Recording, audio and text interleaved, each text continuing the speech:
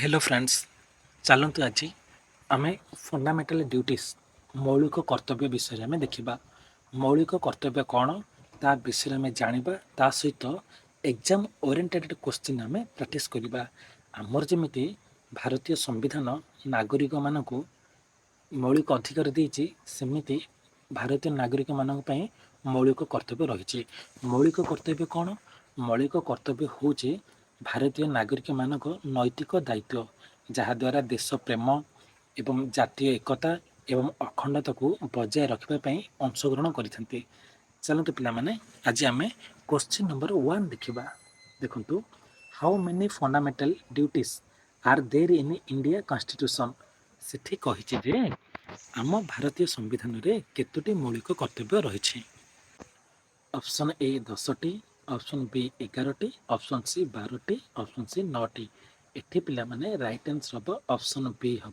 11टी 11टी हम right answer बुझिपाले पिला माने प्रथमे हमर 10टी थिला वर्तमान बे 11टी अछि नेक्स्ट क्वेश्चन देखंतु क्वेश्चन नंबर 2 देखंतु in which year were fundamental duties added to the constitution केउ वर्ष आम भारतीय संविधान रे मौलिक कर्तव्य जोग है 1975 1976 1977 1978 पिला माने 1976 हम राइट आंसर ऑप्शन बी हम राइट आंसर केउ वर्ष आम भारतीय संविधान रे मौलिक कर्तव्य जोग है 1976 बुझिपाले पिला माने नेक्स्ट क्वेश्चन देखंतु 3 देखंतु which constitutional amendment added fundamental duties केउं संविधान संशोधन बल मौलिक कर्तव्य गुड़िक संविधान रे जोग है 41 amendment 42 amendment 44th amendment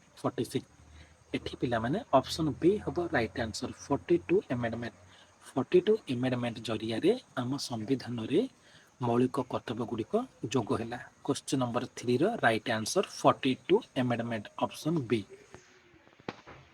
question number 4 देखंतु fundamental duties are mentioned in which part of the constitution आम मौलिक कर्तव्य केउं पार्ट रे वर्णित अछि part 3 part IV part IVA part V एठी पिला माने राइट आंसर हम ऑप्शन सी पार्ट आईवीए रे हमर फंडामेंटल ड्यूटीज वर्णित किंतु पार्ट 3 रे कोन वर्णित पार्ट 3 रे फंडामेंटल राइट्स वर्णित पार्ट आईवी रे डीपीएसपी वर्णित किंतु पार्ट आईवीए रे फंडामेंटल ड्यूटीज वर्णित एटे कोन पचाचे फंडामेंटल ड्यूटीज पचाचे तेणु राइट आंसर ऑप्शन सी हम राइट आंसर क्वेश्चन नंबर 5 देखंतु article related to fundamental duties is केउ आर्टिकल रे फंडामेंटल हमर ड्यूटीटा अछि article 50 article 51 article 51 A article 52 एठी पिला माने राइट आंसर कोन हो ऑप्शन सी आर्टिकल 51 ए रे हमर मौलिक कर्तव्य गुड़िक वर्णित आर्टिकल 51 नहीं 51 ए बुझिपाली पिला माने right answer option C question number 6 देखंतु which committee recommended the inclusion of fundamental duties केउ कमिटी भारतीय संविधान रे मौलिक कर्तव्य गुड़िक जोग देवाई सुपारिश करथिला Kothari committee Swaran Singh committee Sarkaria committee Ashok Mehta committee एठी पिला माने Swaran Singh committee right answer option B हम right answer Swaran Singh committee सुपारिश करथिला जे संविधान को मौलिक कर्तव्य गुड़िक जोग करबा पई क्वेश्चन नंबर 6 रो राइट आंसर पिला माने कोन होबो ऑप्शन बी स्वर्ण सिंह कमिटी बुझी पाले पिला माने नेक्स्ट क्वेश्चन देखंतु 7 नंबर देखंतु fundamental duties are inspired from which countries constitution आमर मौलिक कर्तव्यटा केउं संविधान रु केउं देशर संविधान रु प्रेरित होछि यूएसए यूएसएसआर यूके फ्रांस एठी पिला माने राइट आंसर हबो ऑप्शन बी यूएसएसआर रशिया हबो राइट आंसर किंतु मौलिक कर्तव्य यूएसएसआर मौलिक अधिकार यूएसए रु बुझिपाले पिला माने किंतु क्वेश्चन नंबर 7 रो राइट आंसर हबो ऑप्शन बी हबो right answer USSR question number 8 देखंतु which of the following is a fundamental duty ନିମ୍ନଲିଖିତ ମଧ୍ୟରୁ କେଉଁ ଗୋଟିଏ ମୌଳିକ କର୍ତ୍ତବ୍ୟ? Right to equality, to respect the national flag, to freedom of speech, to vote. ଏଠି ପିଲାମାନେ ଅପସନ୍ ବି ହେଉଛି right answer, to respect the national flag. ବୁଝିପାରିଲେ, ଅପସନ୍ ବି ହେଉଛି ରାଇଟ୍ ଆନ୍ସର।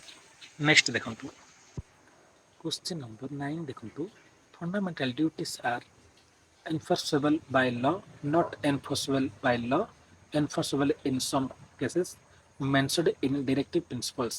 ଏଠି ପିଲାମାନେ ରାଇଟ୍ ଆନ୍ସର ହେବ ଅପସନ୍ ବି। ଅପସନ୍ ବି ହେବ right answer.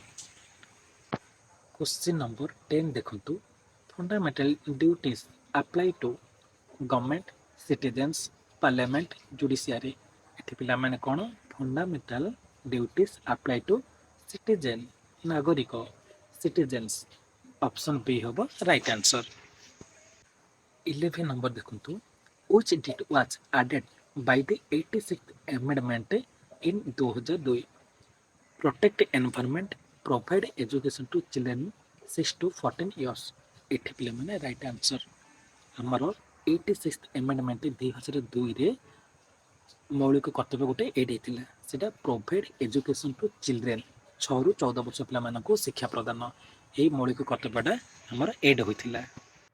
Question number 11ର right answer option B. Next ଦେଖନ୍ତୁ,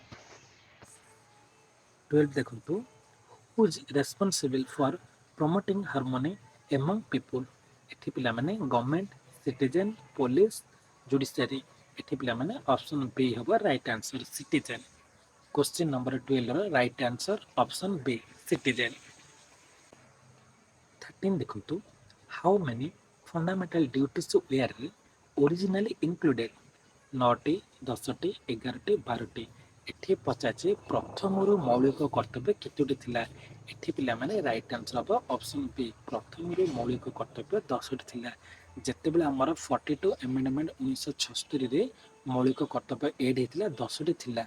2002 86ତମ ଆମେଣ୍ଡମେଣ୍ଟରେ 11ଟି ହେଲା। ବୁଝିପାରିଲେ ପିଲାମାନେ, ପ୍ରଥମରୁ କେତୋଟି ଥିଲା? ଆମର 10ଟି ଥିଲା। ତ କ୍ୱେଶ୍ଚିନ୍ ନମ୍ବର 13ର ରାଇଟ୍ ଆନ୍ସର କ'ଣ ହେବ?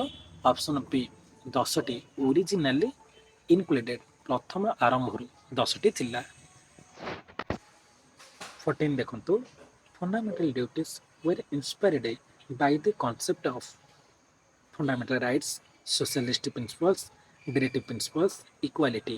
ଏଠି ପିଲାମାନେ ଫଣ୍ଡାମେଣ୍ଟାଲ ଡ୍ୟୁଟି ୱେର୍ ଇନ୍ସପାୟାର୍ଡ ପଚାରିଛି କେଉଁ କନସେପ୍ଟରୁ? ଅପସନ୍ ବି ହେବ ରାଇଟ୍ ଆନ୍ସର ପିଲାମାନେ, ସୋସିଆଲିଷ୍ଟ ପ୍ରିନ୍ସିପଲ୍ସ ହେବ ରାଇଟ୍ ଆନ୍ସର। କ୍ୱେଶ୍ଚିନ୍ ନମ୍ବର 15 ଦେଖନ୍ତୁ, which article deals with promotion of scientific temper and spirit of inquiry? ଏଠି ପଚାରିଛି କେଉଁ ଆର୍ଟିକଲରେ ବୈଜ୍ଞାନିକ ସମ୍ବନ୍ଧୀୟ ତଥ୍ୟ ବର୍ଣ୍ଣିତ ଅଛି?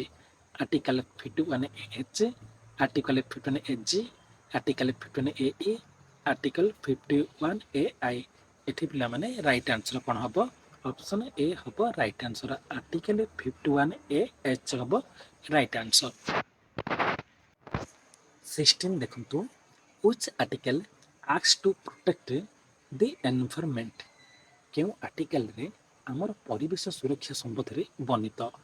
51AF, 51AG, 51AH, 51AI।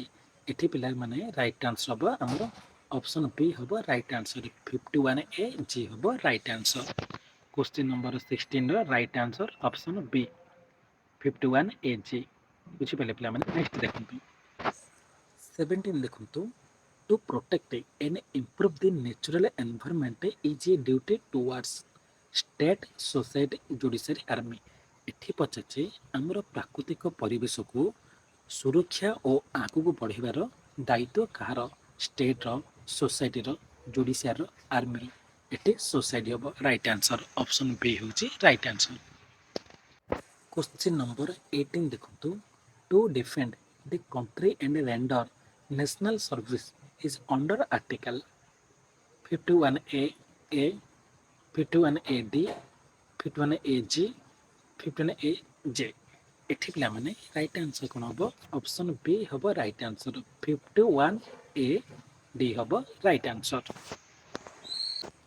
Question number 19 ଦେଖନ୍ତୁ, The duty to value and preserve the rich heritage of our culture is under article କେଉଁ ଆର୍ଟିକଲରେ ଆମ ରିଚ୍ ହେରିଟେଜ୍ ଆଣ୍ଡ ଆୱାର କଲଚରଟା ଯାଉଛି ଏଠି ପିଲାମାନେ ରାଇଟ୍ ଆନ୍ସର ହେବ ଅପସନ୍ ପି 51A ହବ ରାଇଟ୍ ଆନ୍ସର ବୁଝିପାରିଲେ ପିଲାମାନେ କ୍ୱେଶ୍ଚିନ୍ ନମ୍ବର 19ର right answer option B question number 20 देखंतु which fundamental duty relates to safeguarding public property 51AI 51AJ 51AH 51AF ଏଠି ପିଲାମାନେ ରାଇଟ୍ ଆନ୍ସର କ'ଣ ହେବ ଅପସନ୍ ଏ ହେବ ରାଇଟ୍ ଆନ୍ସର 51AI ହେବ ରାଇଟ୍ ଆନ୍ସର ବୁଝିପାରିଲେ ପିଲାମାନେ ନେକ୍ସଟ କ୍ୱେଶ୍ଚିନ୍ ଦେଖନ୍ତୁ 21 ଦେଖନ୍ତୁ who said rights and duties are like two sides of the same coin କିଏ କହିଥିଲେ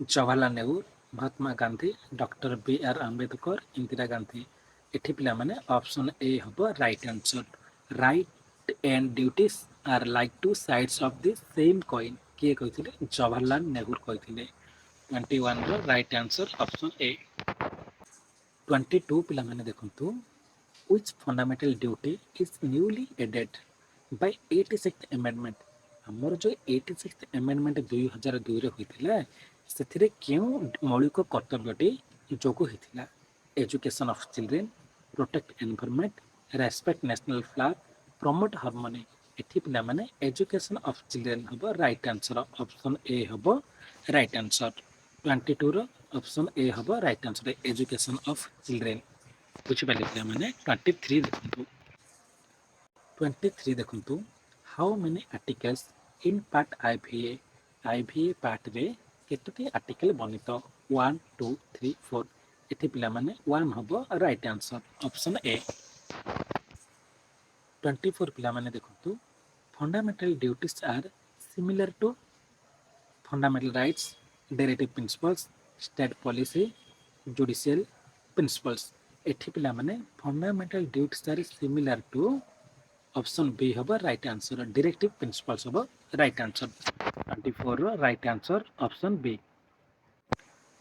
25 ଦେଖନ୍ତୁ the 42 amendment was passed during whose prime minister କେଉଁ ପ୍ରାଇମ୍ ମିନିଷ୍ଟରଙ୍କ ଥିବା ସମୟରେ ଆମର 42 amendmentଟା ପାସ୍ ହୋଇଥିଲା ଲାଲ ବାହାଦୁର ଶାସ୍ତ୍ରୀ ଇନ୍ଦିରା ଗାନ୍ଧୀ ରାଜୀବ ଗାନ୍ଧୀ ମୋରାରଜୀ ଦେଶାଇ ଏଠି ପିଲାମାନେ ଅପସନ୍ ବି ହେବ ରାଇଟ୍ ଆନ୍ସର ଇନ୍ଦିରା ଗାନ୍ଧୀଙ୍କ ସମୟରେ 42 amendmentଟା ପାସ୍ ହୋଇଥିଲା 26 ଦେଖନ୍ତୁ the idea of fundamental duties was first suggested in କିଏ ଫଣ୍ଡାମେଣ୍ଟାଲ ମୌଳିକ କର୍ତ୍ତବ୍ୟକୁ ସଜେଷ୍ଟ ଦେଇଥିଲେ Kothari report Swaran Singh report Mandal report NITI Aayog report ଏଠି ପିଲାମାନେ ଅପସନ୍ ବି ହେବ right answer Swaran Singh report ଦେଇଥିଲେ ପ୍ରଥମେ 26ର ରାଇଟ୍ ଆନ୍ସର ଅପସନ୍ ବି 27 ଦେଖନ୍ତୁ fundamental duties aim to protect individual rights promote citizen responsibility ଏଠି ହେବ ପିଲାମାନେ right answer option B promote citizen responsibility ହେବ ରାଇଟ୍ ଆନ୍ସର 28 ଦେଖନ୍ତୁ are fundamental duties legally enforceable yes no only some depends on state ଏଠି ପିଲାମାନେ option B ହେବ right answer no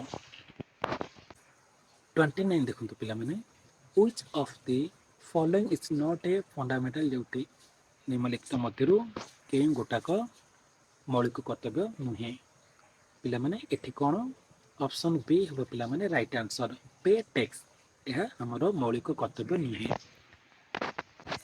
question number 30 देखंतु fundamental duties were added by the constitution डेस act 1976 एठी पिला माने राइट आंसर अब ऑप्शन बी 42 एक्ट 1976 रे हमर फंडामेंटल ड्यूटीज एड हेतिला हम संविधान रे पिला माने 30 क्वेश्चन हेतिले आशा करूची क्लास टी बहुत भल लागितबो जदि क्लास टी भल तबे ताले लाइक करंतु शेयर करंतु एंड सब्सक्राइब करंतु जहाँ द्वारा मुझे एमती आगको इंपोर्टेंट क्वेश्चन सहित इंपोर्टेंट टॉपिक रो वीडियो आनी परिबे थैंक यू पिला माने जदि क्वेश्चन जदि रॉन्ग अछि कि आंसर रॉन्ग अछि तबे आपण माने कमेंट माध्यम रे जणाई परिबे थैंक यू पिला माने थैंक यू